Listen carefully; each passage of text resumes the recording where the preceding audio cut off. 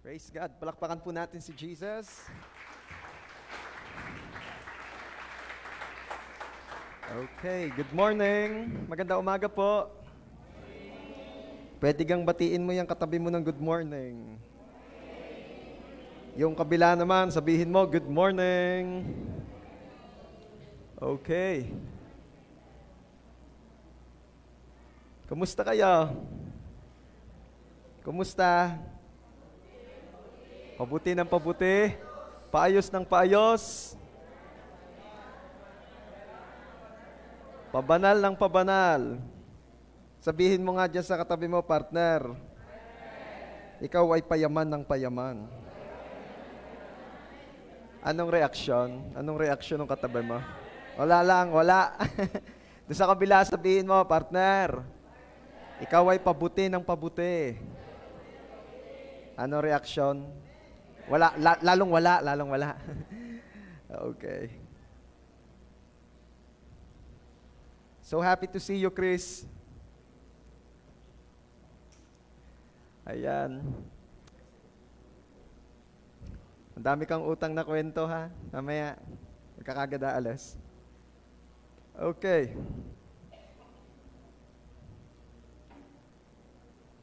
Judges chapter 6, verse 1, or sa Tagalog po ay hukom.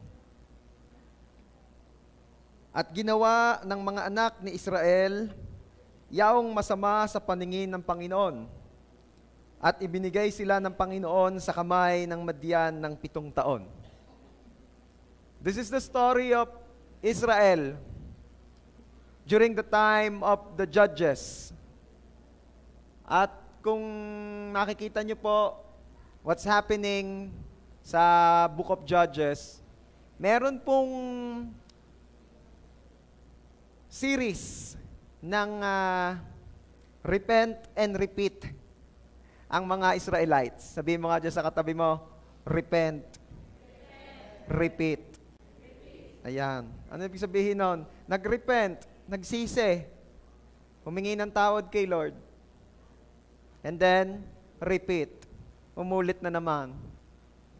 At dahil series nga ito, pagkatapos umulit alay, nagkasala, nagkaroon ng consequence, nangangailangan na naman ng tulong ni Lord, ano na naman nila ang gagawin? Repent. At pag-ayos na uli, repeat. Series po. Paulit-ulit na lamang. At ano ang ginagawa ng Diyos? Naglalagay o nagtatayo po siya ng mga hukom or judges that will help the Israelites. Problema, pagkakatapos po nung panahong iyon nung judge na nilagay ni Lord, babalik na naman sa kasalanan ng Israel. Sabihin mo nga dyan sa katabi mo, hindi na tayo repent, repeat. Sino nag-amen doon?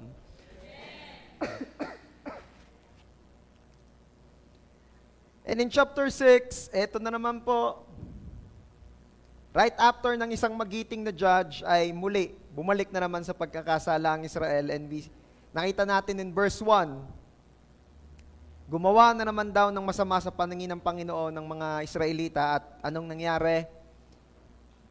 The Lord delivered them in the hands of the Midianites. Sila po ay ipinasakop sa mga Midian for 7 years. Kaya po ang mga Israelites, muli, ay nagpakumbaba at humingi ng tulong sa Diyos.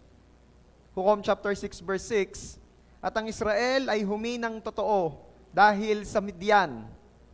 At ang mga anak ni Israel ay dumaing sa Panginoon. And the very good thing about the Lord is, hindi nagsasawa ang Diyos na tumugon sa panalangin ng mga anak niya kahit repent, repeat.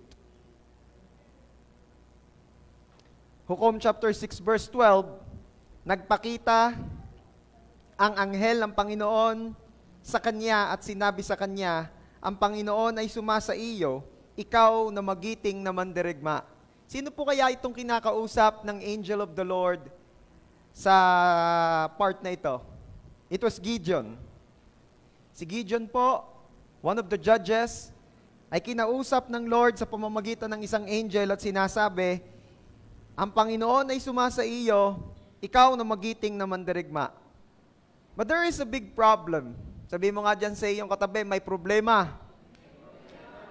Ano ang problema? Si Gideon po ay hindi naniniwala sa sinasabi ni Lord. Si Gideon po ay very doubtful sa kung ano ang tingin ng Diyos sa kanya.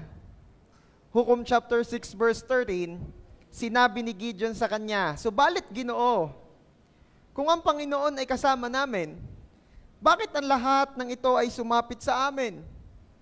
Nasaan ang lahat ng kanyang kamangha-manghang gawa na isinaysay sa amin ng aming mga ninuno? Na sinasabi, hindi ba tayo iniahon ng Panginoon mula sa Ehipto? Ngunit ngayon, itinakwil kami ng Panginoon at ibinigay kami sa kamay ng Midian." Looking at the words of Gideon, makikita po natin na si Gideon ay discouraged. Nangihina. Natatakot. At yung mga bagay pong yon ang nagiging parang clouds of doubt na nagko-cover sa kung ano ang tunay na tingin ng Diyos sa kanya. Sabi ni Lord kay Gideon, ikaw ay magiting na mandirigma. Sinasamahan ka ng Panginoon. Ano ang sabi ni Gideon? Sinasamahan ba talaga kami ni Lord? Bakit nagkakaganito ang buhay namin? Ba't nagkakaganito ang sitwasyon namin? Bakit hindi kami tinutulungan ni Lord kung talagang sinasamahan niya kami? Church, yung pagsubok, problema, mga pinagdaraanan ay nagsisilbing parang makapal na ulap na tumatakip sa katotohanan kung ano ba talaga ang tingin ng Diyos sa atin. Ang nakakatuwa po sa Diyos, hindi po siya napapagod to encourage us. And who says amen for that? Ang Diyos po hindi napapagod to remind us of His goodness. Ang Diyos po ay hindi napapagod to remind us how He looked at us. Patuloy pa rin po niyang ini-encourage si Gideon in spite ng kanyang mga doubtful words towards the Lord. Hukom chapter 6 verse 14, "At bumaling sa kanya ang Panginoon at sinabi, humayo ka sa kalakasan mong ito. Iligtas mo ang Israel sa kamay ng Midian. Hindi ba kita sinusugo?" Ini-encourage pa rin ni Lord si Gideon kahit si Gideon doubtful na. But in verse 15, tingnan ninyo po kung nung sumunod na nangyari, sinabi niya sa kanya, "Ngunit Ginoo, paano ko maiiligtas ang Israel? Ang aking angkan ang pinakamahina sa Manases at ako ang pinakahamak sa sambahayan ng aking ama." Hindi mapaniwalaan ni Gideon ang sinasabi ni Lord sa kanya. Bakit? Kasi sabi ni Gideon, ganito ang sitwasyon namin. Tapos, mahina pa ang pamilya ko. Tapos, mahina na nga yung pamilya ko, ako pa ang pinakamahina sa amin. So how come na ililigtas ko ang Israel? Ano makikita natin diyan? Dudang-duda talaga si Gideon sa words ni Lord sa kanya. Bakit? Kasi ang nakikita niya lamang ay kung ano yung tingin niya at ng mga tao sa kanya at hindi kung ano ang tingin ng Diyos sa kanya. Church, ito isang katotohanan. Madalas, kumikilos po tayo ayon sa tingin natin sa ating sarili. Hindi ka kikilos na pogi kung hindi ka naniniwalang ikaw ay pogi. Diba? Tinitingnan ng isa yung katabi niya. Hindi ka kikilos na ikaw ay maganda kung hindi ka naniniwalang ikaw ay maganda. Bakit po si Ate Demi, lagi siyang confident? Ba't po si Ate Demi parang laging ano siya? Ba't laging ang ganda-ganda ni Ate Demi? Bakit kaya? Ay, hindi kasi yung boyfriend niya kasi ay loving and caring. Ala, yan ang may kahit nung wala pong boyfriend, di gaya na. Because she believes that she's beautiful. Diba? That is why she's living and acting depende sa kung anong pinaniniwalaan niya. Yun po ang madalas na nagiging problema natin. Kumikilos tayo ayon sa tingin natin sa ating sarili. So ano ang dapat natin gawin? Kailangan po nating matutunang mamuhay ayon sa tingin ng Diyos. Sabihin mo nga dyan sa katabi mo, mabuhay ayon sa tingin ng Diyos. And from the story of Gideon, kukuha po tayo ng mga aral. Actually, this will be part 1 ng atin pong series kasi medyo mahaba-haba rin yung story ni Gideon. Yung intro lang muna ng story ni Gideon ang ating kukuhanan ng aral and then itutuloy natin sa mga susunod na Sundays. Ang title po ng share ko sa inyo ay Lessons from the Life of Gideon. Siyempre, sabi ko nga, part 1 lang ito. Okay? Let's pray. Father, marami pong salamat sa biyaya na kami ay makapag-Sunday service. Thank you, Lord. Biyaya mo ito, wala kaming may ipagmalaki. Salamat, Lord, for everything that you've done today. We thank you for the gift of life. We thank you for your protection, for your provision, for everything that you've done. Thank you, Lord, for everything. We ask forgiveness sa mga nagawa po naming kasalanan, kamalian. Forgive us, O Lord, and cleanse us with your blood. Thank you, Lord, for the grace of forgiveness. We receive it in Jesus' name. Thank you, Lord Jesus, because you are our righteousness. We pray, O dear Holy Spirit, na ang pagtuturo niyo po ang aming maranasan. Bless the lips of your servant as I preach your word. Bless the ears and the hearts ng lahat ng makikinig. At salamat po, Ama, for we believe that you will do great and mighty things today. Hahayaan niyo pong mabuksan ang aming mga spiritual na mata at mga spiritual na puso, ang aming mga spiritual na isip, makita namin, maunawaan namin at maramdaman namin kung ano ba talaga ang tingin mo sa amin at yun ang ipamuhay namin. Salamat po, Ama. And we pray, O Lord, na lahat ng plano, pakana at gawa ng kaaway ay wala ng bisa sa buhay ng bawat isa maging sa gawain ito in Jesus' name. And we are just declaring your victory alone, O Lord Jesus, and the defeat of the enemy in Jesus' name. Thank you so much, Father. Into your hands, pinagkakatiwala po namin ang Sunday service na ito. Pagpalain niyo po ang bawat isa. At yun po'y bunga na lamang dahil una ka naming napagpala as we gather, as we worship in your name. We love you, Lord. We praise you. To you alone all the glory. Ito po ang aming prayer in Jesus' name. Everybody say amen. Palakpakan po natin si Jesus. Okay.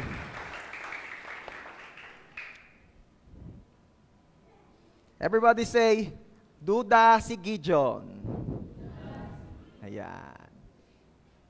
Ilan na pong promises ni Lord ang pinanghahawakan natin at tayo po'y confident na ito'y mangyayari sa buhay natin. Gaano karami na ang promises ni Lord na naisulat mo, minayday mo, kinover photo mo, pinrofile picture mo, binayo mo. Diba? Gaano karami ng promises ni Lord ang kabisado mo? Dahil lagi mong ipinagpe-pray at lagi mong pinaniniwala ang mangyayari sa buhay mo.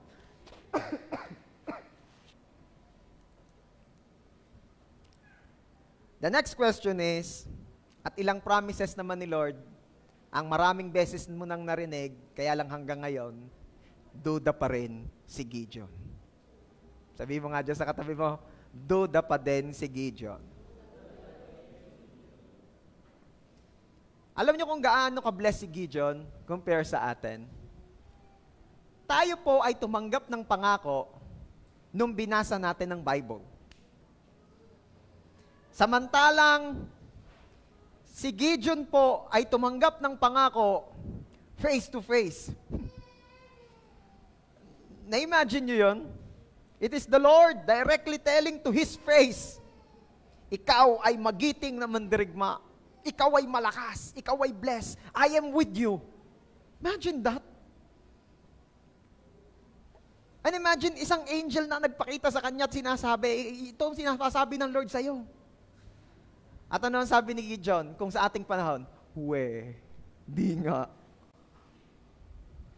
Imagine that. At si Gideon po yung tipo ng taong ang hilig man-testing kay Lord. Ang hilig sa signs. Ang hilig sa... Ano nga bang iba pang term sa sign? Yun, give me a sign, Lord, di ba? Sino rito yung mahilig doon sa ganung prayer? Lord, give me a sign. Biglang may bumagsak na signboard. Bang! Oh, Lord, grabe ka naman. Ang tindi ng binigay mong sign. Di ba? Si Gideon po ay ganong klase. Kausap na nga si Lord, nahingi pa ng sign. Matindi. Mga Kristiyano, sapat na ang Diyos ay may sinabing salita at panghawakan na natin yun. No need to ask for a sign. Pastor, paano ko po malalaman kung will ni Lord? Read His Word.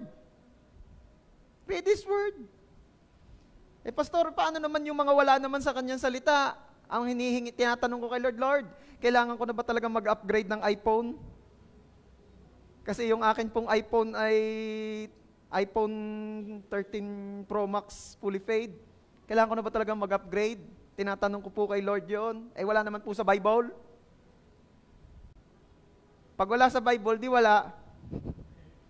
Pastor, paano yun? Hindi na ako mag-upgrade. Naandar pa kaya cellphone na yan. Naitawag, naitext, lahat. Wala lang po talaga ako mapaggamitan ng aking pera. Wow. Sabi ko sa katabi mo, sana all. Okay. Then pray. Then the Lord will lead you. But again, He will confirm it to you through His Word. Ang punto, how many promises of the Lord, yung hanggang ngayon malagi dyan pa rin tayong doubtful pa din? Hindi pa rin mapanghawakan. Sino po rito yung nakarinig na ng pangako ng Diyos na titira ka sa bahay na hindi mo ipinagawa at pupunuin niya ito ng mabubuti at magagandang bagay na hindi ikaw ang bumili? Sabi ng isa, sayang, nakakuha na ng bahay, meron palang gayon. Diba? Pero alam nyo, ito isa sa mga pangakong pinanghahawakan ko hanggang ngayon. Pero talagang ito'y biyayang mapanampalataya at mapaniwalaan.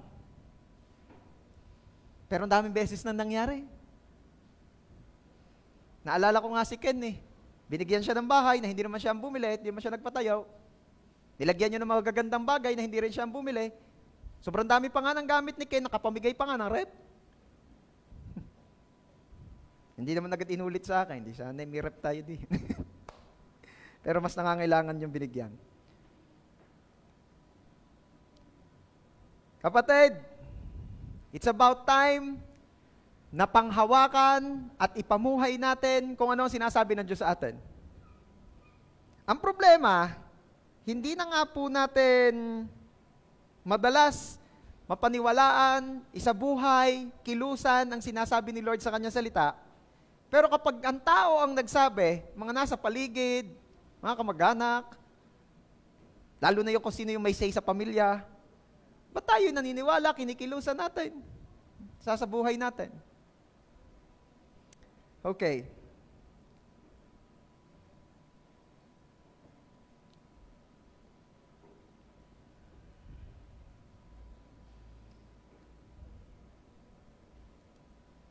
Church, alam niyo po, kikilos ang Diyos sa buhay natin ayon sa tingin niya sa atin at hindi ayon sa tingin natin sa ating sarili.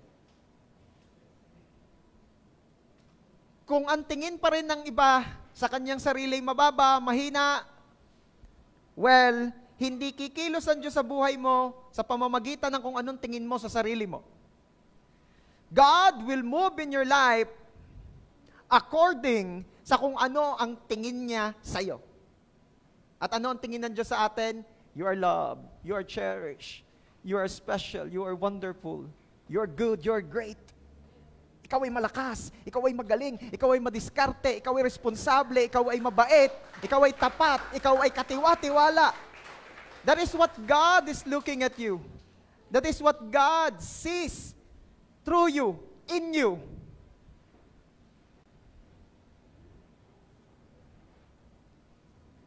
Kaya kahit pa naniniwala ang isang tao sa isang mga negatibong bagay patungkol sa kanyang sarili, it doesn't matter to the Lord. Pero, ang laki-laki ng role nung kung anong pinaniniwalaan mo. Kasi kikilos ka nga ayon sa tingin mo sa sarili mo. Sabi nga ay, hindi ka kikilos na buo kung ang tingin mo sa sarili mo ay barya. Si Lord po ang higit na nakakaalam ng kaya nating gawin. At hindi po limitado ang pagkilos ng Diyos sa buhay natin sa tingin natin sa ating sarili. Sino po rito yung ang dami mong potentials na hindi mo nakikita sa pamamagitan ng iyong mata at iba pa ang nakakakita? I talked with a lovely couple nung nakaraan at sobrang tindi ng potential meron yung guy, pero hindi niya nakikita sa sarili niya. The good thing is, biniyayaan siya ni Lord ng wife who can see the best in him. Yun. Sabihin mo nga uli, sana all. Diba? Biniyayaan siya ng isang asawang nakikita the best in him.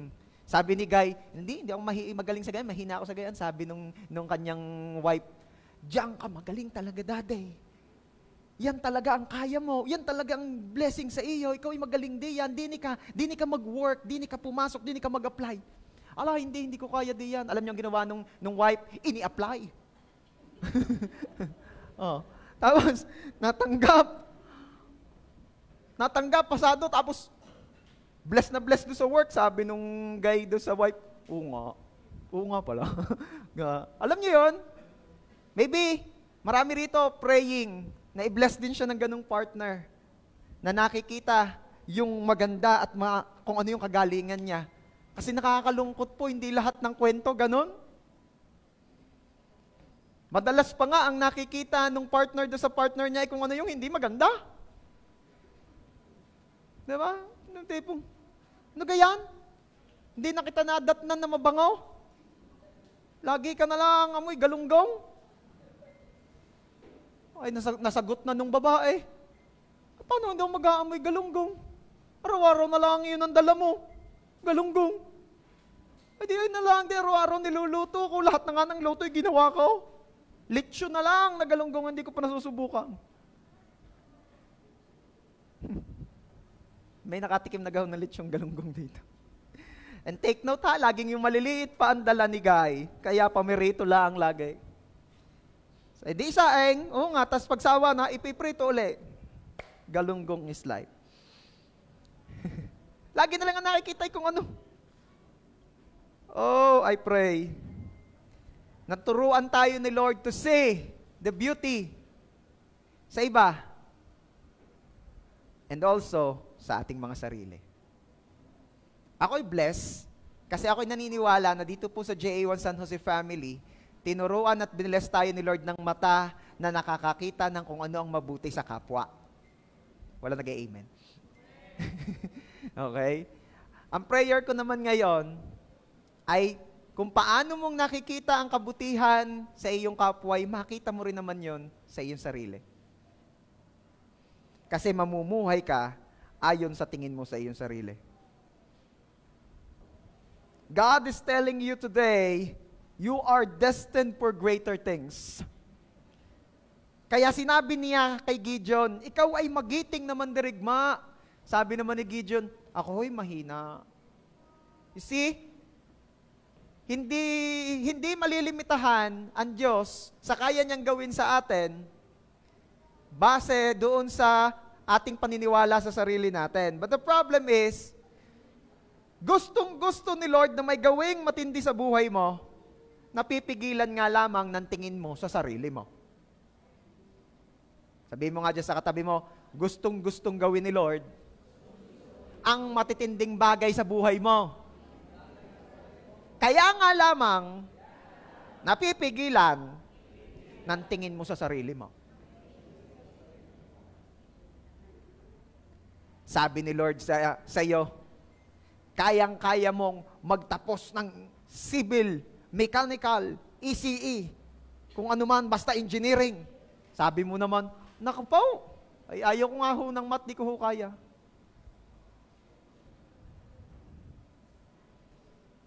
Ay, anong nangyari? Biniyayaan ni Lord ng pampakolege. Ang problema, hindi rin naman nag-enroll ng engineering. Sayang. Ako po'y may testimony rin na ganyan. Ang akin po talagang pangarap, when I was in high school, ay mag-take ng BetMed, veterinary medicine. Mahilig po ako sa hayop.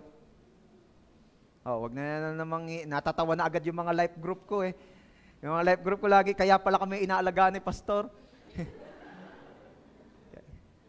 Mahilig po ako sa mga hayop, sa animals, Kaya talagang gusto ko po sanang mag-BetMed. Problema ko po, when I was in high school, dumating po dun sa school namin yung balita na open na for entrance exam ang UP. Ay meron pong babayaran na, I think, that time parang 200 or 300 na entrance exam fee. Ako naman ang isip ko kagad, yung entrance exam fee na yon, hindi namin kayang bayaran. Alam niyo yun, yung agad ang isip ko, hindi namin kayang bayaran yun. That time nga, yung binabaon ko, inuutang pa. Eh tapos may hihingi pa ako ng extra, wala na, mapapagalitan na ako. Hindi, yun ay pangarap na lang, hindi para sa akin yun. Sayang. Kung narinig ko sana ang message na ito noon, ay di sana ay pastor na veterinaryo pa. Mas madali ko mai-handle ang life group ko. Kidding aside. Pero nung point, by the way, doon sa mga nagtatanong, Pas, baka gusto nyo pang i-push. Di na. Na-apply ko naman na yun sa aking life group. Sayang kulang yung life group ko. Wala yung mga Anyway. Pero naniniwala po ako na kung nasakyan ko ang pangarap ng Diyos sa akin, malamang nangyari yun. Ang nakakatuwa naman po, may mga kasama tayo na sinakyan ang pangarap ng Diyos sa kanila. Diba? Kaya ako'y tuwan-tuwa sa buhay ni Doktora Hana. Ayan, congratulations, Doc. Diba? Ano nga yun? PhD ba yun? PhD? Diba? Kala nyo, sabi ko sa inyo, kausapin nyo yung mga katabi nyo, hindi nyo alam, doktora na pala. Mamaya, hihingan ka ng reseta, bala ka.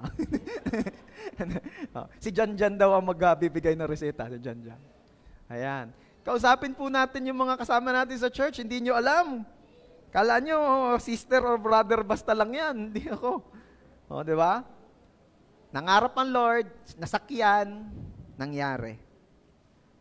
Okay. Paano natin ngayon iaayon ang tingin natin sa sarili sa tingin ng Diyos sa atin? Kasi ang laki-laki ng pangarap ng Diyos sa iyo eh. Tapos ikaw, ito lang ang tingin ko sa sarili ko. Gusto ni Lord magbuhos ng pagpapala, nagabat siya, ang isinasahod natin, tansan. Ang liit ng tingin natin sa sarili natin, di natin masakyan si Lord. Imagine the time when Abraham encountered the Lord at sinabi ni Lord kay Abraham, pararamihin ko ang iyong lahi. Sabi ni Abraham, makaisa nga, swerte na. Matanda na, baog pa. Makaisa lang, swerte na. Ano ang sabi ni Lord? Ang anak mo ay dadami na sindami ng bituin sa langit. Dumali na si Lord.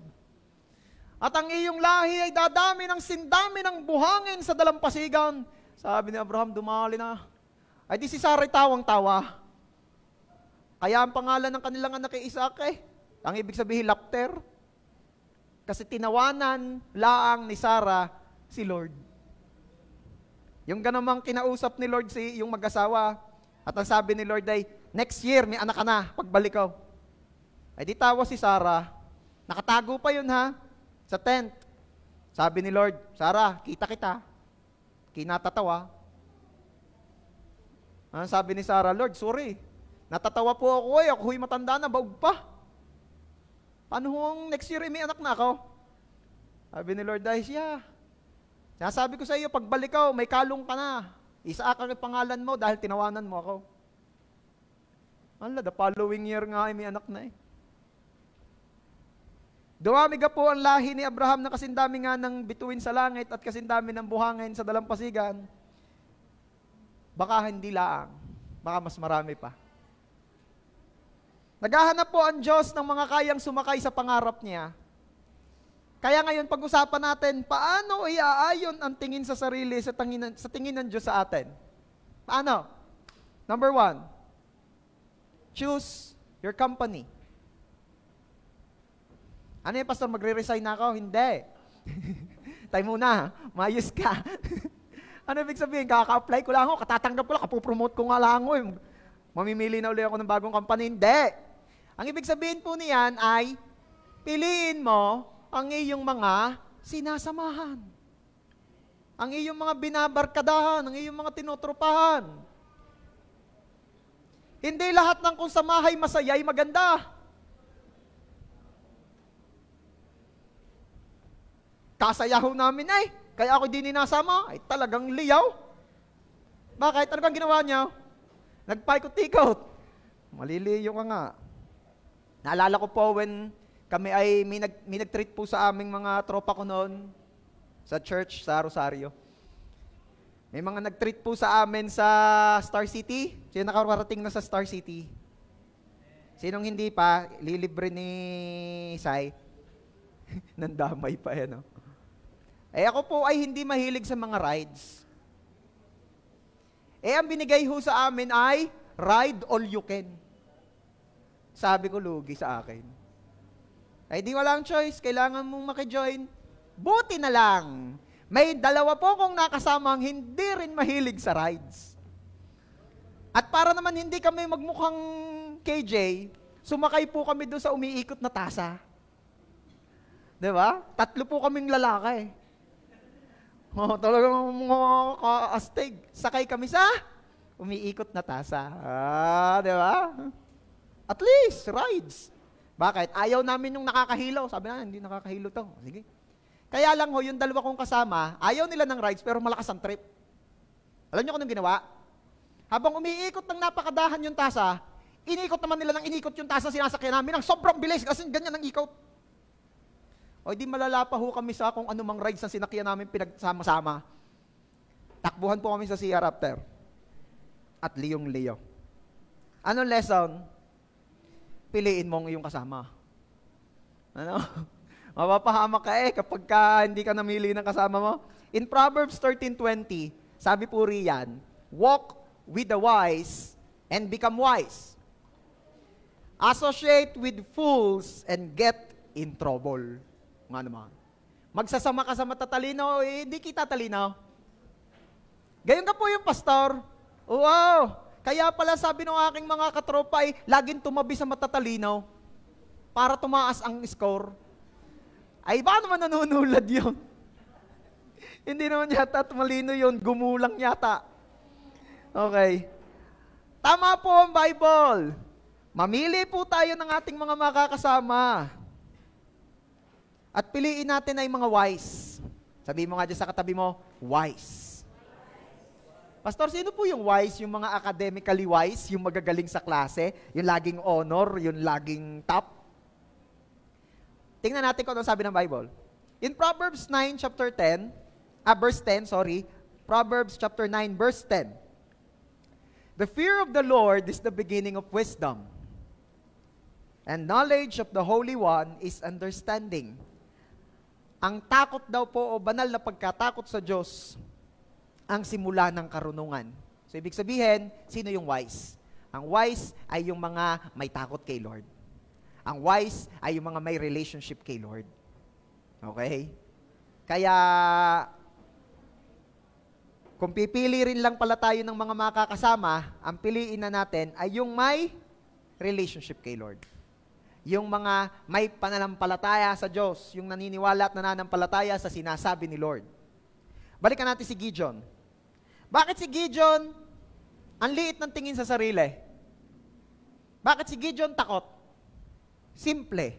Kasi ang mga kasama ni Gideon that time ay puro katulad niyang takot sa Midianites. Sobrang takot po nila sa Midianites. Kaya ang hirap niyang paniwalaan ang sinasabi ni Lord sa kanya. Ang hirap para sa kanyang paniwalaan ang tingin ni Lord sa kanya. Bakit? Kasi ang sinasamahan niya, puro takot. Lesson. Ano lesson? Sumama sa mga man of faith. Sumama sa mga taong may pananampalataya at paniniwala kay Lord. Huwag tayong magsasama sa mga nega. Diba? Ang hirap kaya ang kasama ng nega. Sabihin mo nga dyan sa katabi mo, huwag kang nega. Negatron. Diba? Ang hirap kaya ang kasama ng mga nega. Yung wala pa naman, ang layo-layo pa. Ala, iwan ko, huwag tayo diyan, mahal diyan. Ha? Nakarating ka na doon? Hindi pa. Nakakain ka na daw? Hindi pa. Paano mo nasabing mahal? Basta. Gutom, mga abutin nyo pag gaya ng mga kasama ninyo. Lalo pa ngayon, may mura pa ga. Nagugulat ako pag sinasama ako ng aking mga life group sa mga tapsilugan dito eh. Tapsilugan dito, parang Jollibee. Wala nang mura eh. Sino bang nagsabi noon o parang nasa Bible din nga ata yung nadarating daw ang time na pati word of God may bayad na. Kung gusto mo makarinig ng word, babayad ka. Sasabihin mo nga dyan sa katabi mo, partner, kabless natin, libre eh, ang word of God. Ako nga yung nagtataka, kasi libre naman ang entrance sa church, mabe-bless ka pa. Ayaw nung iba. Pero bakit sa sinihan ka mahal-mahal? Una-unahan pa. I pray. Ano kaya iniisip ko ngayon eh? Mag-entrance fee kaya tayo, tapos mahal. Baka mag-unahan din. Joke lang po yun. Okay. Nakakahawa yung mga punong-puno ng pananampalataya. But at the same time, nakakahawa rin yung mga walang faith. Tama. May kilala po ako.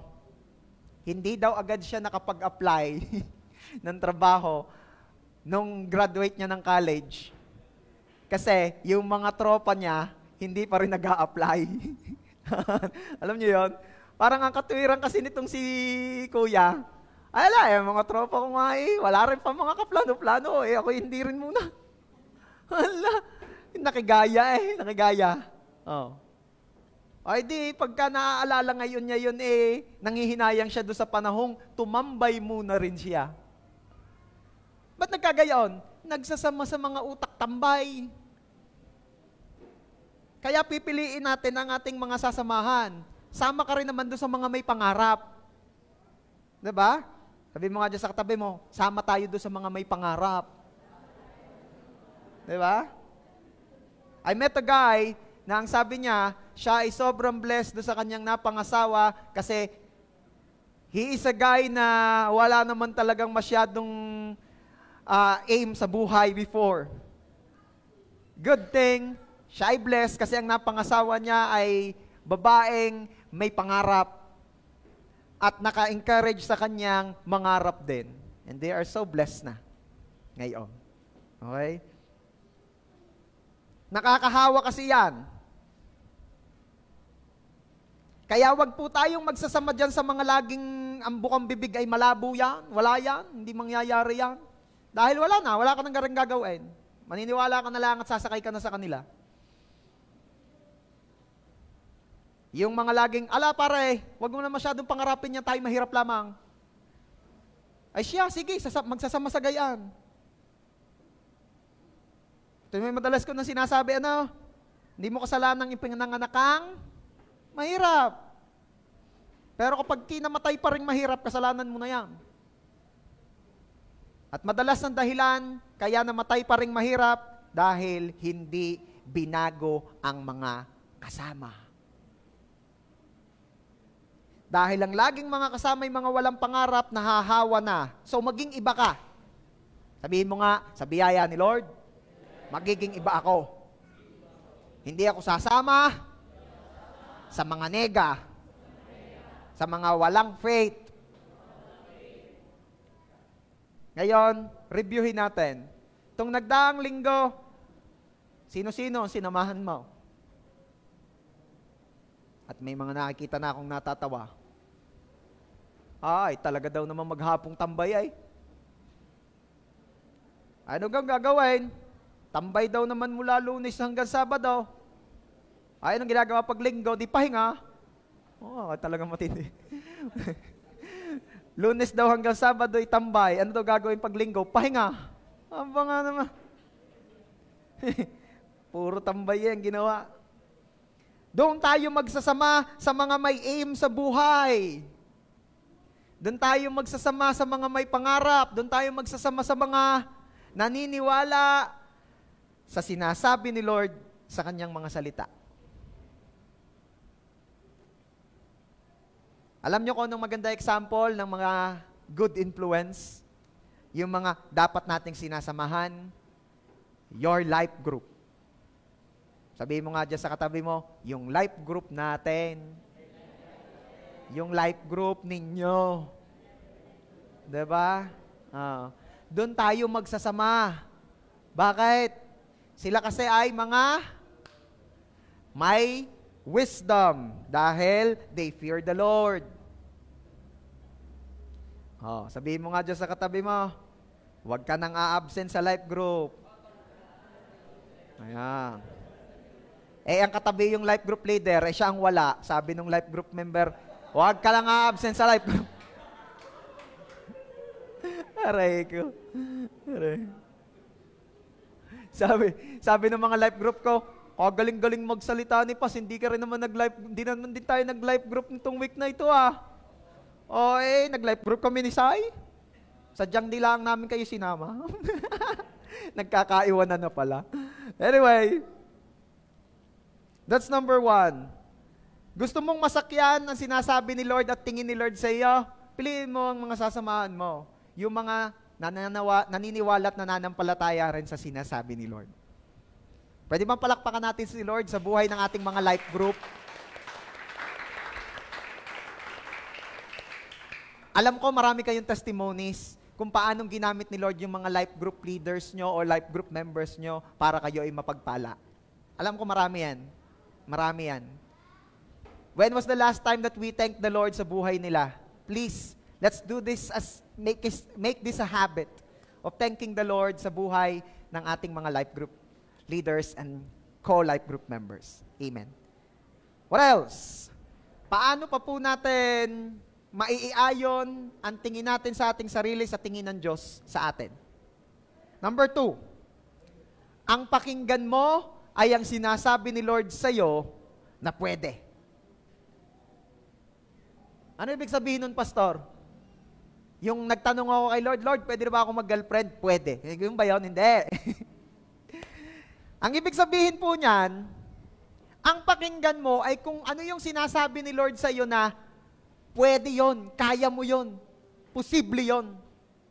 At huwag ang negative thoughts and negative na mga sinasabi ng nasa paligid natin. Madalas kasi, pag may sinabi ang Diyos sa atin, ang agad nating iniisip ay kung gaano ka-imposible. Hindi muna natin makita kung gaano ka-posible. No wonder kaya, kung babalikan natin si Gideon, ay hindi mapaniwalaan, mapanampalatayaan ng sinasabi ni Lord sa kanya kasi agad na yan tinitingnan niya ako po ang gagamitin ninyo, Lord, para iligtas ang Israel. Ay, tagal nyo nga hong wala. Hindi ko nga ho kayo maramdaman. Ang isa pa ang pamilya ko ho ang pinakamahina sa aming buong lahi. At ang matindi pa nito, Lord, pinakamahina na nga yung pamilya ko, ako pa ang pinakamahina sa pamilya namin. Ay talagang reject nga naman Di ka? Pinakamahina naman talaga nga Talagang kung mamimili ng ihahagis sa dagat pag lulubog ang bangka, talagang si Gideon ng panghagis Kaya hindi niya mapanampalatayaan. Bakit?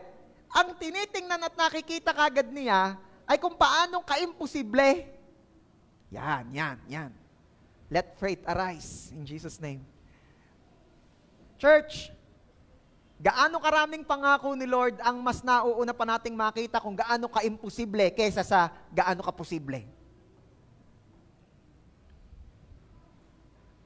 Ako po'y naniniwala na kaya ito ang hinayaan ni Lord na maging topic natin ay upang i-level up niya ang ating faith. Kasi ako'y naniniwalang si Lord may gustong ibuhos na something great sa kanyang mga anak dito sa San Jose.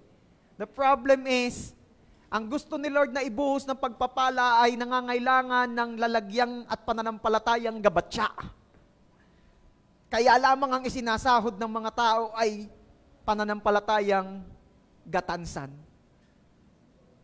Sabi ni Lord, ito na, ibubuhos ko na ang pagpapala, isahod nyo na ang batya.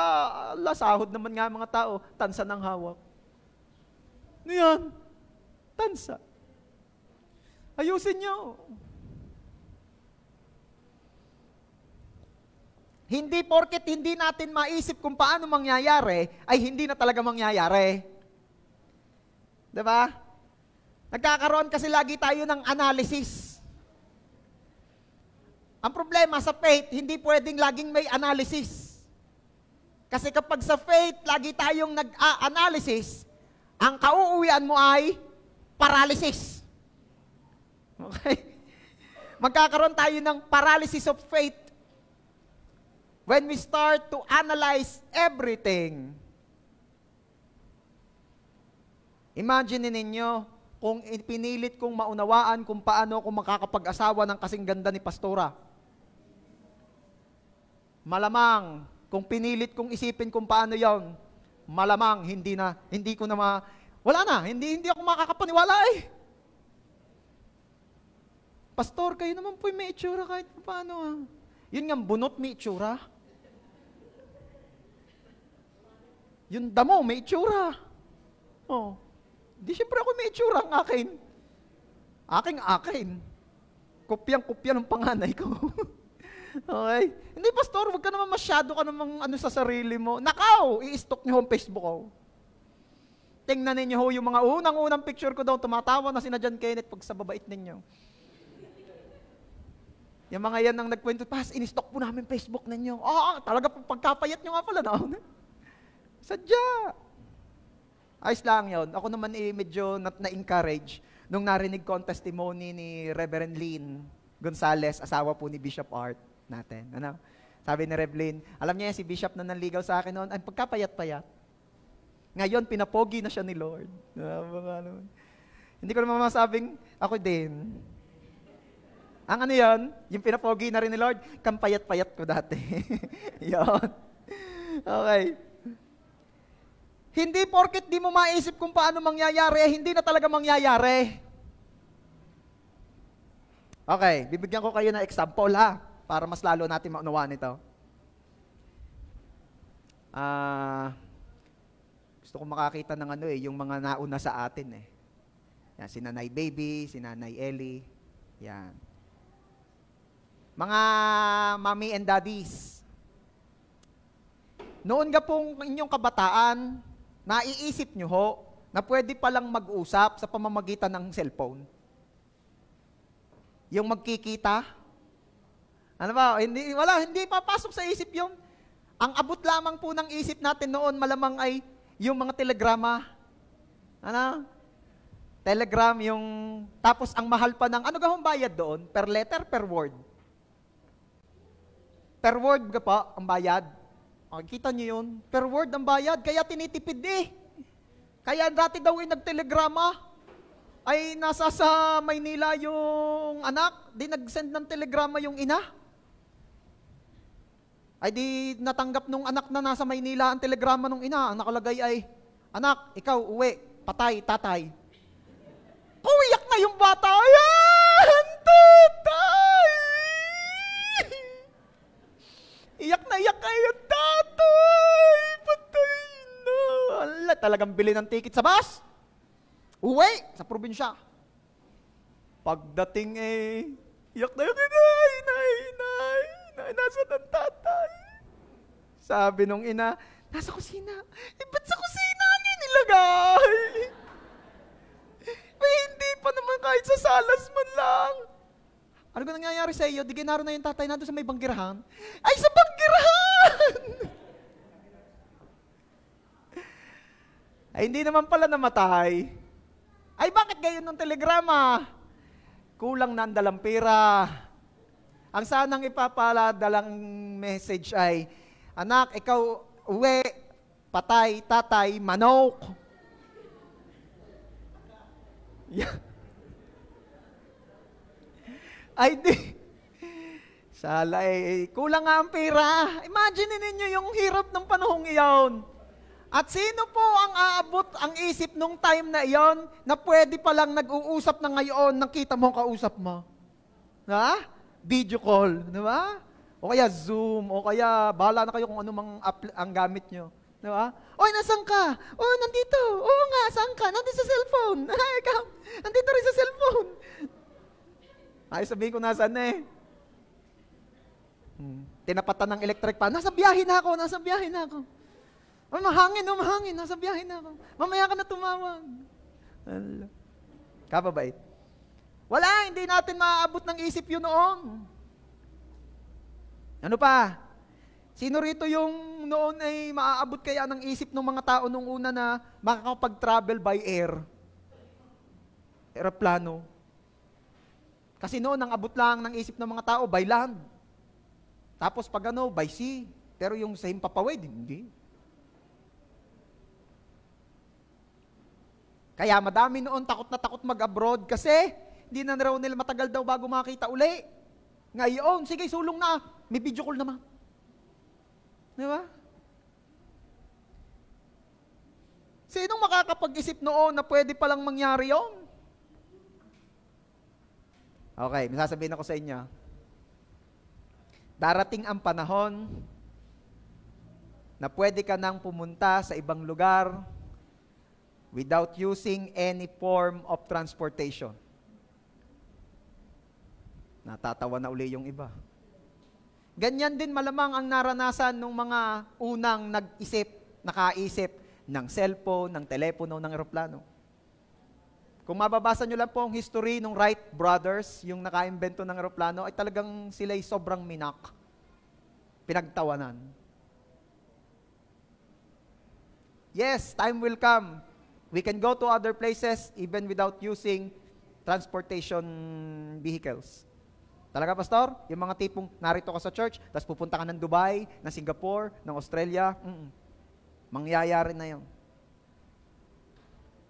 Sabihin mo, tinan mo, hindi na daw natutulala kayo, ano? Hindi nyo mapaniwalaan, ano? Kasi hindi abot ng isip.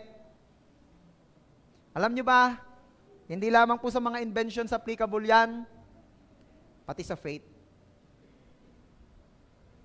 Hindi porket di abot ng utak, hindi na mangyayari. Dahil sobrang dami na pong nangyari na nung unay hindi rin abot ng utak. Sabihin mo nga dyan sa katabi mo, partner. Hindi porket di abot ng utak, ay hindi mangyayari. Walang imposible sa Diyos. Amen ba? Sabi nga ng aking isang kumpare, ninong ni Elise, si Albert Einstein, imagination is more important than knowledge. Sino nag-agree that imagination is more important than knowledge? Nga naman, dami kang alam, magaling ka. Eh kung hindi ka naman nakakapag-imagine, wala rin. Hindi ka makakapag-invent. You go beyond sa kung ano yung kayang isipin. Kailangan nating makarinig ng mga stories ng taong ipinakita na pwede. Diba? Sino po rito yung nitong mga nakaraan ay hindi na maniwalang may tatalunin pa ang gilas?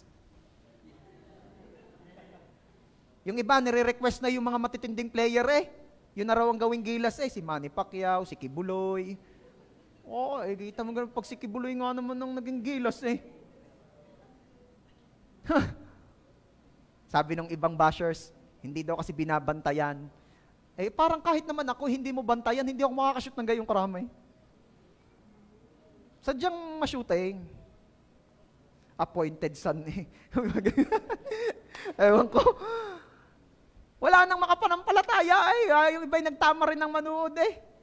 Ako, honestly, tinamad na ako manood. Nung laban sa China, hindi ko tuloy napanood. Nanalo sila. Bakit? Hindi ko na mapanampalatayaan eh. Pero pwede. Kaya nilang manalo. China pa yun. Di ba? What else?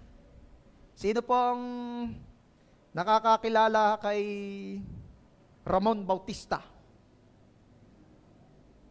Hindi na masyadong kilala si Ramon Bautista. Si ano na lamang? Si Wale, si Jose. Kilala niyo naman siguro pa yan, ano? Oh. Dati kasi noon, ang kaisipan, Para maging artista ka, kailangan pogi. Ngayon, binasag nila yung norm na yon. Di ba? Hindi kailangan pogi para maging artista. Kaya sabihin mo dyan sa katabi mo, partner, may pag-asa ka pa. Hindi mapaniwalaan, hindi mapaniwalaan, ano? Sino po nakarinig na ng kwento ko nung minsan ako'y nire-recruit na artista? Tanyo, natatawa kayo. Talagang nakakahalata na dyan sa tawang yan. Narinig mo na sa iyon? Ay, hindi pa? Dahil hindi pa alam ni Sai, kakwento ko. Nung unang-una pong project ng JA1 Main, ng Tanikala, yan, di ba? Ay, nagre-recruit po sila ng mga artista. Basta ang alam ko, hindi pa si Melissa Ricks talaga yung unang bida doon. Meron pang isa Kung na maalala ang pangalan. Ang pangalan? Shari Pineda, dapat yon. Hindi lang natuloy. Tapos nagre-recruit sila ng mga artista sa mga kapatiran.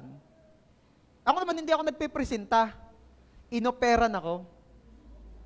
Sabi mo nga dyan sa katabi mo, kaya bang? Tama, hindi mo mapaniwalaan kasi hindi abot ng isip mo. Inoperan po ako. Sai, inoperan ako. Lead. Actor. Lead role. Anong gagawin? Hahabulin ko raw si Shari Pineda sa gubatan. Bakit? Anong ganap ko doon? Rapist.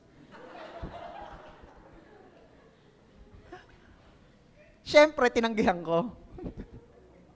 Kasi hindi siya fit sa schedule. Ayaw ko. Bira naman yung mga katropang yun sa media. Talaga namang, hindi ko maintindihan kung seryoso pinagtitripan ako. Kasi daw, medyo malapad-lapad daw kasi yung balikat ko. Mukha raw yung katawan, mukhang malaki. Sabi ko, hindi naman malaki katawan ko Sabi nila, hindi, madali lang sa yan, madali lang sa video yan, madaling palakihin yan, madaling magpagmukhaing brusko. Katawan lang talaga ha, hindi sa mukha yun kaya ninyo ko gustong kuning rapist ha. Wala sa mukha ha, sa katawan lang ha.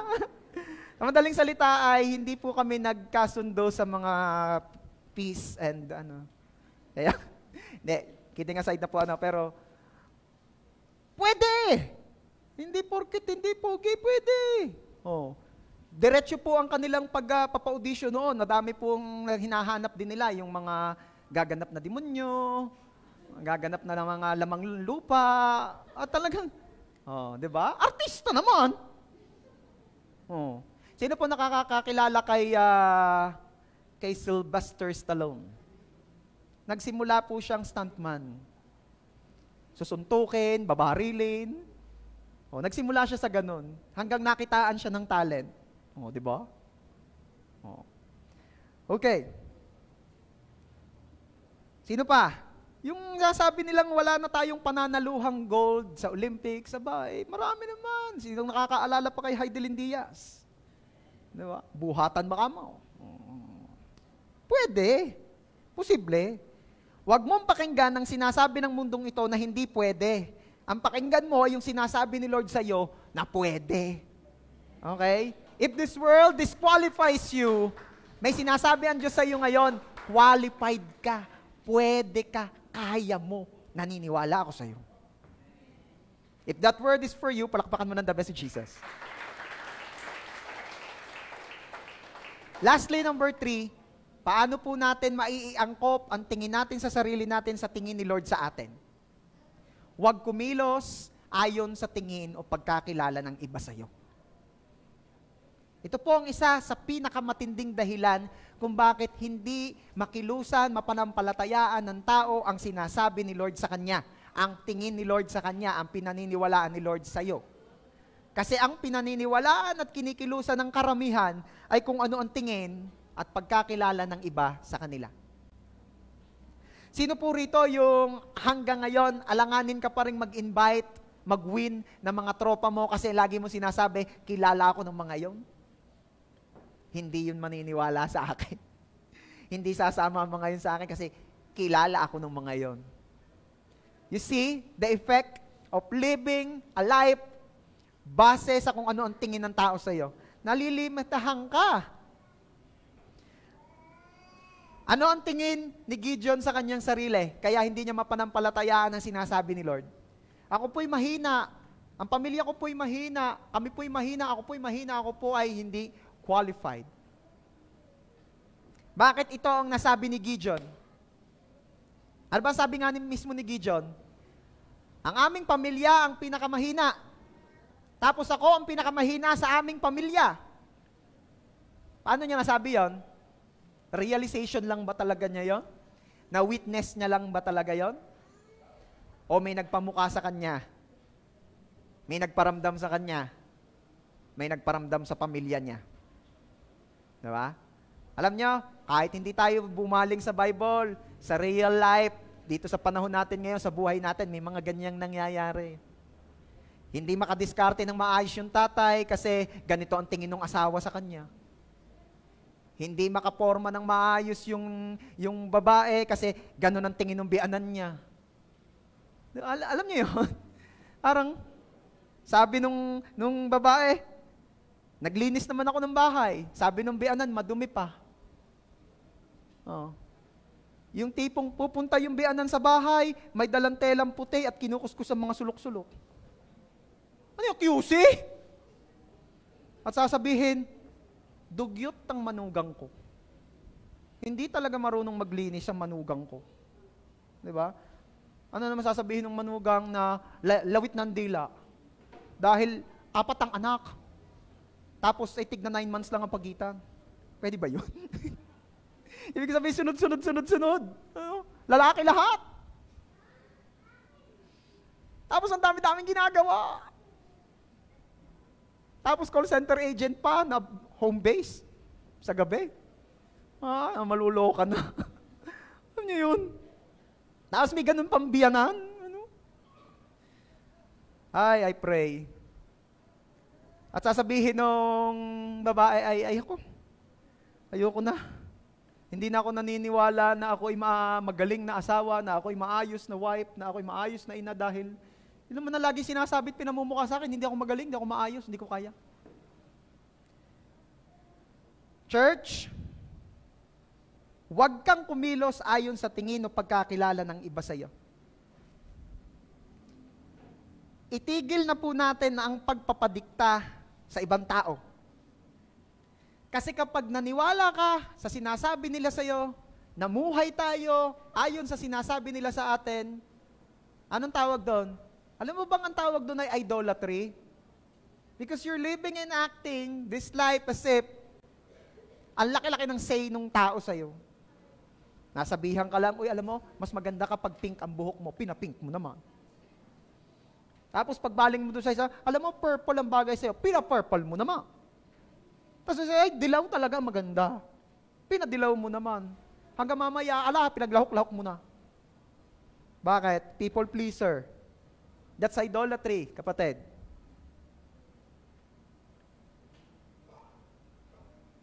Sino po nakakatanda o nakakakilala pa kay Joseph the Dreamer? Yan. Arehong katabi ko, nananaginip na. Pero hindi yan si Joseph the Dreamer. Okay?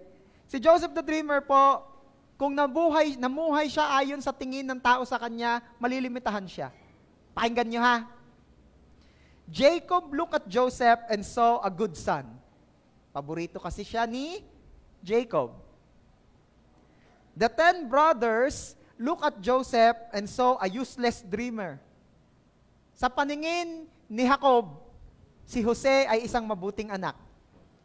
Sa paningin ng 10 inggit na kapatid, si Jose ay isang mananaginip laang, walang ibang alam gawin kundi managinip.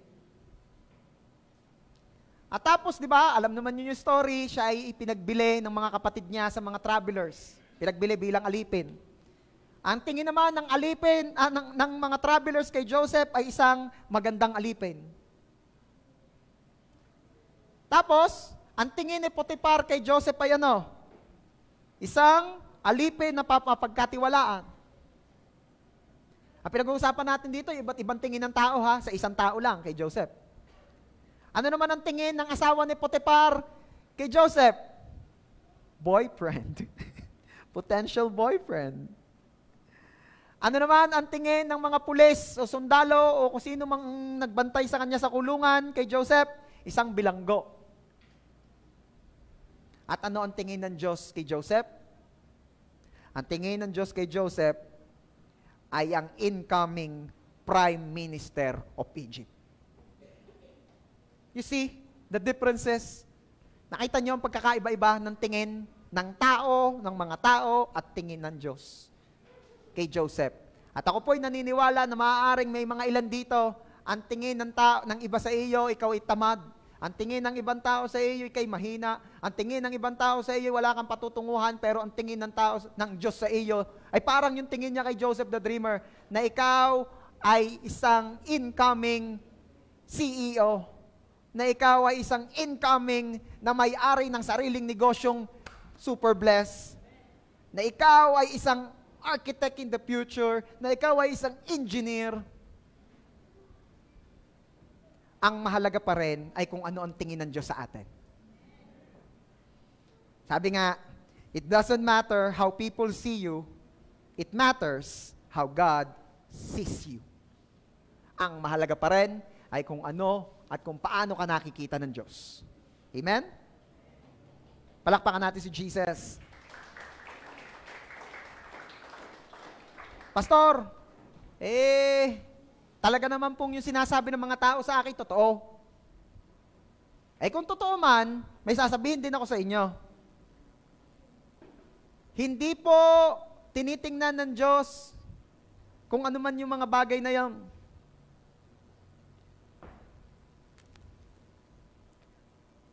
Alam mo bang walang pakialam ang Diyos sa edad mo? Kasi binagpala nga niya ni Lord si Abraham kahit ang tanda-tanda na. Baka yung iba kasi ang sabi, wala na, ako na may matanda na, wala nang mangyayari sa akin. Or sa kabilang banda naman, napakabata ko pa, hindi ko pa kaya, wala pang pwedeng mangyari sa akin. No. Si Lord hindi tumitingin sa edad. Ginamit niya si Abraham kahit sa kanyang katandaan. Ginamit ni Lord si Joshua kahit sa kanyang kabataan. Ginamit ni Lord si Timothy kahit sa kanyang kabataan. Kaya walang pakialaman Diyos sa edad. Sasabihin naman ng iba, wala naman ako kung experience, kaya hindi ako qualified. Aba, ay parang ang ginamit ata ni Lord para talunin si Goliath ay ang wala namang ka-experience talaga sa battle na si David. Ako naman ho ay babae. Hindi naman ako dapat mangarap ng mga panglalaki. Who told you? God lifted up Esther, Deborah, sa mga pagkakataong nangangailangan ng leader ang Israel, nangangailangan ng leader ang mga anak ng Diyos. Gumamit ng babae ang Diyos upang maging pagpapala sa marami. Pangit po ang aking past. God doesn't care about your past. Ginamit ni Lord si Paul para marami ang makakilala kay Jesus. And who is Paul? The former Saul. Ang dami niyang pinapatay na Kristiyano. If God is looking at our past, hindi niya gagamitin si Paul for sure. Dahil siya'y killer ng Christians. Pangit po ang aking kahapon, it doesn't matter to God. Sabi mo nga dyan sa katabi mo, walang pakialam si Lord sa past mo. Sabi naman nung isa, yung akin pong hindi ako qualified. Ang aking tanyo po ang aking itsura, physical appearance. Sa dami-rami po ng tao, pinili ni Jesus na puntahan si Zacchaeus. At sino si Zacchaeus? Isang may problema sa height.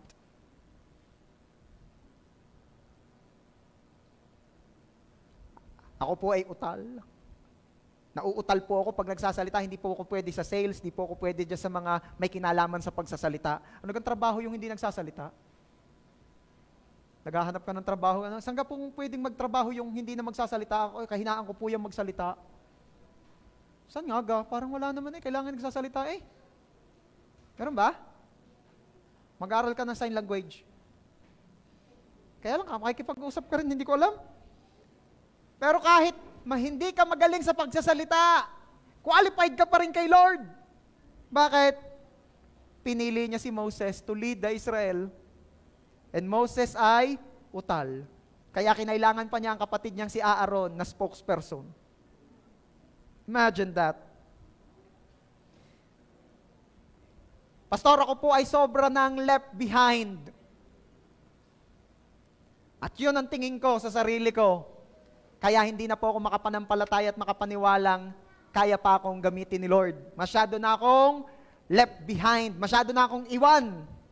May papakita ako sa inyo. Hindi ko na nakita kung sinong author, nakita ko lang pero ang ganda.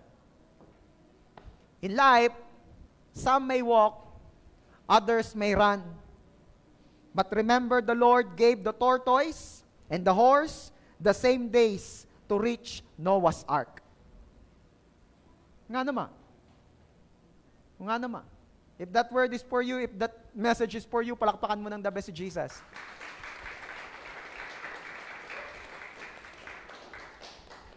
Kabagal nga naman ang pagong. Pero binigyan pa rin ni Lord ng enough time. Parehas din namang nakarating sa Noah's Ark Diba? So, anong lesson? It doesn't matter kung tingin mo ngayon sa sarili mo, masyado ka ng left behind. Kasi kay Lord, may mga nauunang nahuhulit, may mga nahuhuling nauuna. Palakpakan natin si Jesus. Kaya tama na ang pag-akto sa sinasabi ng iba, ang paniniwala at pamumuhay sa sinasabi ng iba. Pag sinabi ng ibang pangit ka, mahina ka, wala kang future, wala kang pag-asa, tapos aaktuhan mo, idolatry yan. Bakit yun ang paniniwalaan mo? Ba't yun ang tatanggapin mo? Ba't sila ang pakikinggan mo? Sila ba ang Diyos mo? Samantalang ang sinasabi ni Lord ay ito, maganda ang future mo. Maganda ang plano ko para sa iyo. Ang plano ko sa iyo ay pauunlarin ka. Ang plano ko sa iyo ay hindi ka ipapahamak. Yun ang plano ko sa iyo. Yun ang alam kong mangyayari sa iyo. Sa itsura naman po, Pastor, nilikha ka ayon sa wangis ng Panginoon. Kaya please lang huwag kang magsasabi sa kapwa mo ng pangit. Kasi pag sinabihan mo ang kapwa mo ng pangit, sinasabihan mo, ang Diyos na lumikha dyan, ayon sa kanyang wangis, na pangit. Diba? Sabi mo nga dyan sa katabi mo, pangit yon. Yung magsabi ng pangit, pangit yun. Huwag kang pumayag na malimitihan ka ng sinasabi ng iba sa'yo. Ano ang kailangan nating tandaan? Iiwan ko ito sa inyo. Alamin at paniwalaan kung ano ang sabi ni God tungkol sa iyo. Bakit? Yun ang mahalaga. Kung ano ang sabi ni God, yun ang mahalaga. Amen? Palakpakan natin si Jesus. Kaya kahit sabihan ka ng teacher mong bobo ka, hindi yun totoo at huwag mong tatanggapin. Kahit pasabihan ka ng biyanan mong tamad ka, baka naman nga, hindi. Magsipag ka pang lalo at sinasabi ng Diyos sa iyo, kaya mo yan. Alin po ang kaya ko, ang biyanan ko, kaya ko na po talaga to, Lord! Hindi. Kaya mong i-prove sila'y mali. Kahit pa sinasabi ng kapatid mong inferior ka sa kanya. Diba? It doesn't matter. Ang mahalaga ko ano ang sabi ni God. That you are fearfully and wonderfully made. That you are destined for greater things. Na maganda ang future mo. At pagpapalain din naman niya kahit present mo. Ikaw ay blessed. Ikaw ay super blessed. Ikaw ay iniibig. Ikaw ay minamahal. Ikaw ay precious. Ikaw ay mahalaga.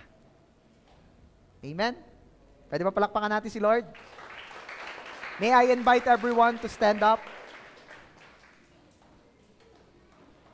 Pwede po bang ma-request lahat ng mahabang panahon na binubuli, binibingi, binubulungan ng mundong ito ng mga kasinungalingan, mga bagay na nakaka-put down, mga bagay na nakaka-discourage, mga bagay na pinipilit nila sa isip mo, sa puso mong paniwalaan mo, at ngayon na-rebuild na hindi naman talaga ikaw yon. Pwede bang itaas mo ang iyong mga kamay ngayon towards heaven? And as you raise your hands towards heaven, as if inaabot mo ang langit, as if you're connecting with God, and I believe that as we do this, yes, truly, we are connecting to God right now. He is here. I can feel His presence. He is here.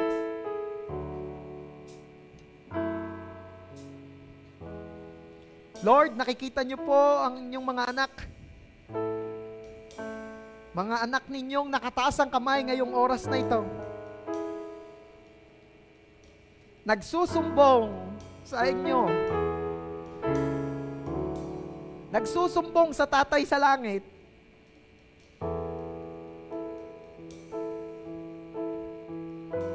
Nagsasabi ngayon sa Tatay nila sa langit kung ano-anong mga sinasabi sa kanila.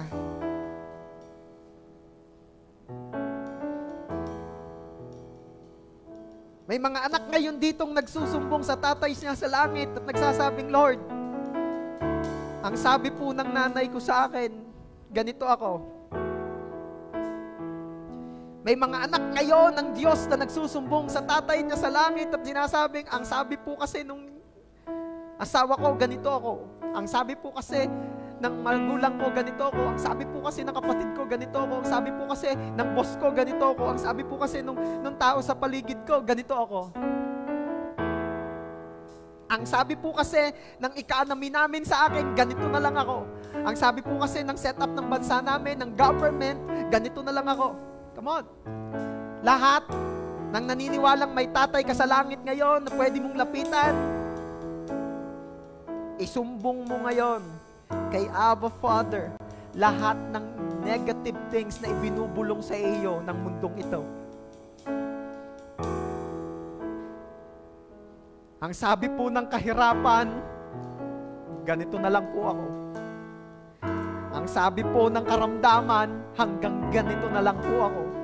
Ang sabi ng aking mga physical problems, ganito na lang ako. Ang sabi po ng aking edad, ganito na lang ako. Ang sabi po ng aking health issues, ganito na lang ako. Come on! Your Father in heaven is listening to you. Pinakikinggan ka niya ngayon, yung sumbong mo, yung sinasabi mo, pakinig ka niya. Pakinig ka niya. At ngayon sinasabi niya sa iyo kung anong totoo. Sinasabi ngayon ng Lord sa iyo kung ano ang totoo. Anak, hindi totoo yon. Hindi totoong mahina ka. Hindi totoong bobo ka. Hindi totoong wala kang future. Hindi totoong wala kang maaabot. Hindi totoong forever ka nang mahirap. Hindi totoong wala kang silbi. Hindi totoong wala kang kwenta. Ang totoo, ikaw ay blessed. Ang totoo, ikaw ay minamahal. Ang totoo, ikaw ay may potensyal. Ang totoo, ika'y nilikha ayon sa wangis ko. At kung akong Diyos na lumikha sa iyo at nilikha ka ayon sa wangis ko'y malakas, ika'y malakas. Kung ang Diyos na lumikha sa iyo ayon sa wangis niya'y Diyos na mabuti, ika'y mabuti. Kung ang Diyos na lumikha sa iyo ayon sa kanyang wangis ay magaling, ikaw ay magaling. Ikaw ay blessed. Ikaw ay mahal. Ikaw ay mahalaga. Ikaw ay mahalaga. I pray in the name of Jesus that lahat ng mga negative na bulong ng mundo sa amin, kung sino kami at kung ano ang dapat namin paniwalaan at isabuhay, Lord, I pray, alisin niyo po ang lahat ng iyon sa aming sistema at palitan niyo po ng inyong truth. Palitan niyo po ng inyong pangako. Palitan niyo po ng mga katotohanan nanggagaling sa iyong salita. Hayaan niyo ang mga salitang aming narinig ngayon, mga bagay na na-reveal ngayon, ang siyang manatili sa aming mga puso. Yun ang aming paniwalaan. Yun ang aming isabuhay. In Jesus' name. Receive and believe na ikaw ay mabuting asawa, na ikaw ay responsableng ama, na ikaw ay magaling na asawa, na ikaw ay magaling na ina, na hindi ka incomplete, that you are complete. In Jesus' name. Thank you, Father. Thank you, Lord. Salamat po dahil believe kayo sa amin. Salamat, Lord, because you see the beauty in us. You see our potentials. And Lord, we pray na kami po ay makapamuhay ayon sa tingin mo sa amin. Biyayaan niyo po kaming lahat, Lord, mamuhay ng ayon sa tingin mo sa amin. Salamat po, Ama, unto your hands. Pinagkakatiwala ko po ang buhay ng bawat isa. Patuloy niyo po kaming samahan, kilusan, turuan, biyayaang mamuhay ng ayon sa tingin mo sa amin. To you alone, all the glory and honor. Ito po ang aming prayer. In Jesus' name.